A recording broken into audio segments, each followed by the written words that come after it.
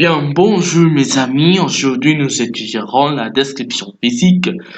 Nous verrons quelques vocabulaires très importants que vous devez connaître pour faire un portrait ou une description physique de quelqu'un. Premièrement, on commencera avec la taille. Ok?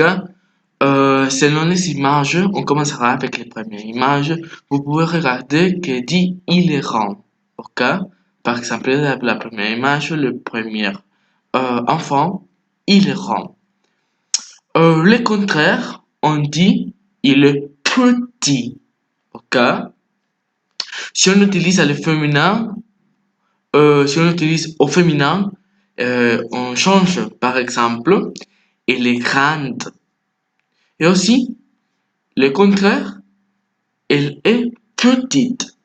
Bien. Et aussi, selon la dernière image que vous pouvez regarder, on peut dire il est gros, mais si c'est féminin, elle est grosse. Ok.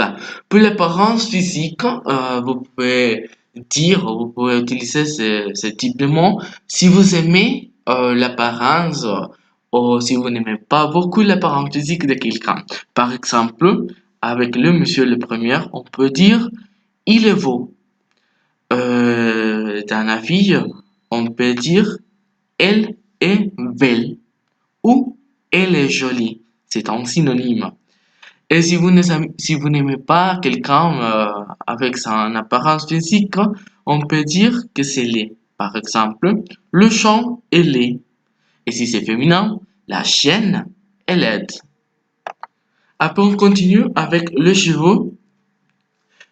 Par exemple, dans la première image, les cheveux, euh, elle a le cheveu court. Dans la deuxième, il a le cheveu long.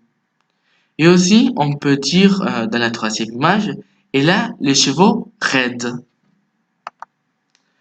Euh, on continue avec les cheveux. Et elle a les cheveux frises.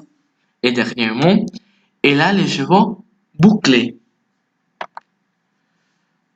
Aussi, on peut utiliser les couleurs pour décrire les couleurs de cheveux. Par exemple, dans la première image, elle a les cheveux de couleur noire. Dans la deuxième, elle a les cheveux de couleur chaton. Et dans la troisième, elle a les cheveux de couleur blond.